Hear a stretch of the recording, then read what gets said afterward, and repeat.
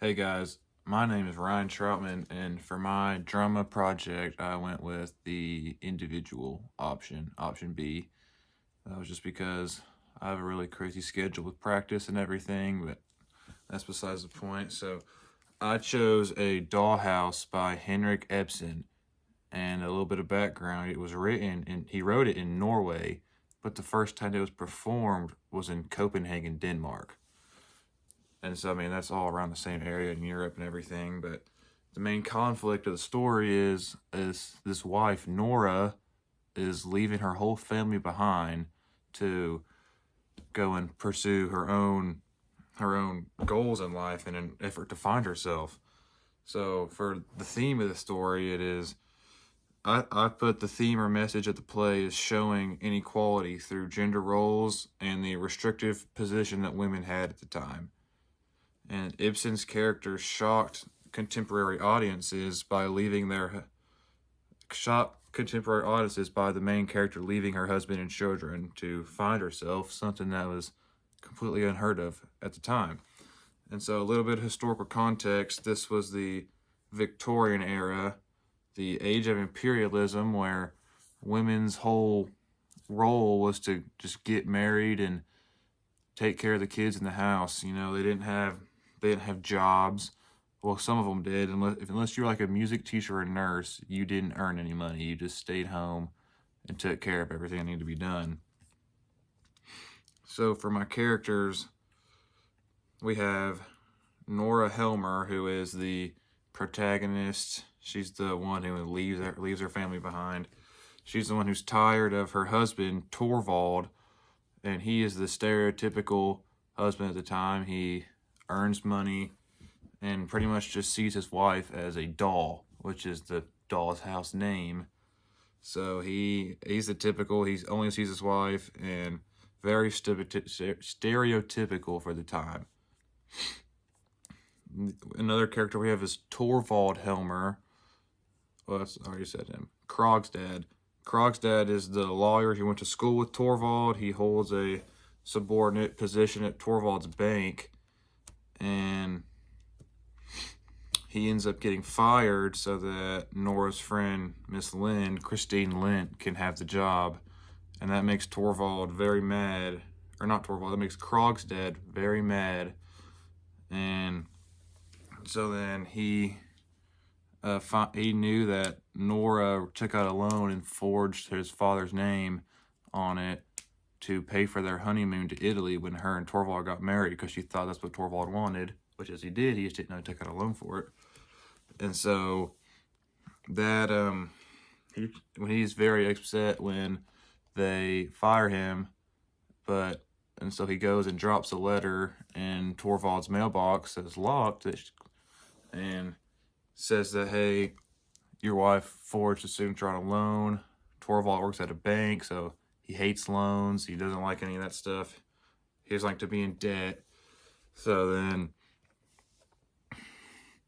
he pretty much tries to get back at them that way, and then Christine Lind ends up trying to get with him in a way to solve the issue they have. My video cut off there for storage. It wouldn't let me go any longer. But so I guess this is part two. So to continue on, Christine was trying to get back at with Torvald because they were, or not Torvald, Krogstad, because he was trying to get him to stop blackmailing Nora with the letter of the forged signature. And so eventually Torvald, the husband, goes to read the letter and gets very angry when he finds out that Nora took out a loan and falsely forged her father's signature. And so he starts getting very angry. And then another letter comes in from the maid, Helene, that she gives to Nora, and Torvald takes it out of his hands and reads it. And then his face goes calm when he finds out that the letter was apologizing for blackmailing, saying that it was from Krogstad, saying that he's not going to blackmail anymore. He's done. And the copy of the forged signature that Nora used. And so Torvald then throws it in the fire, burns it, gets rid of the evidence, and says, we can go back to our life now. This bad dream is over. And at that point, he tries to make love and sexually make love to Nora, and she's not having it at all. She's done with him. She has already made up her mind that she is moving and going on out. As in, for my plot and setting of the story, I found this, it was very similar to the historical context, you know. It was in Europe during the imperialism, the 1870s, 1880s range. So women, you know, they didn't have much of a role at the time. They were pretty much just get married, have kids, take care of the kids, take care of the house.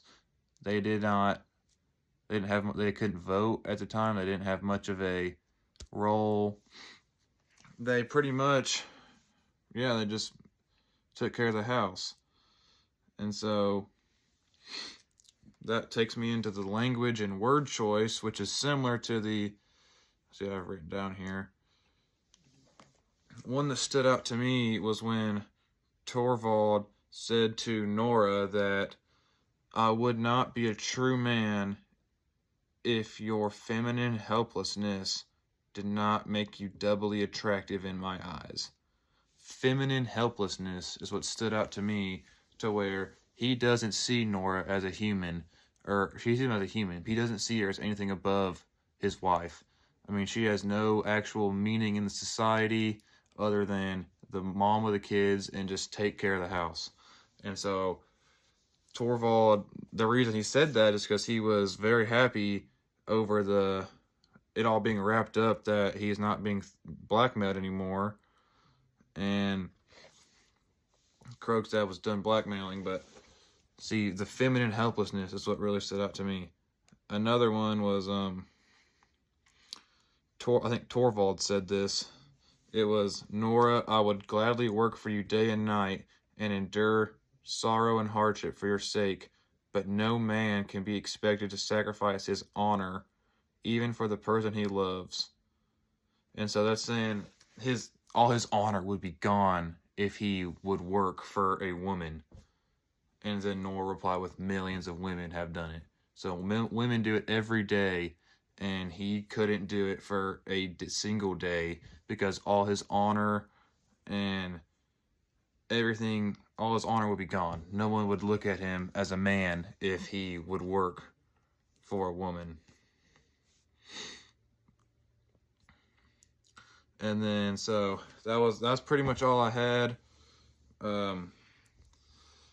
I chose this one because it stood out to me as the gender roles were pretty clearly defined, and the dialogue they used was pretty interesting to me. The word choice was feminine helplessness still sticks in my head. But thank you for listening.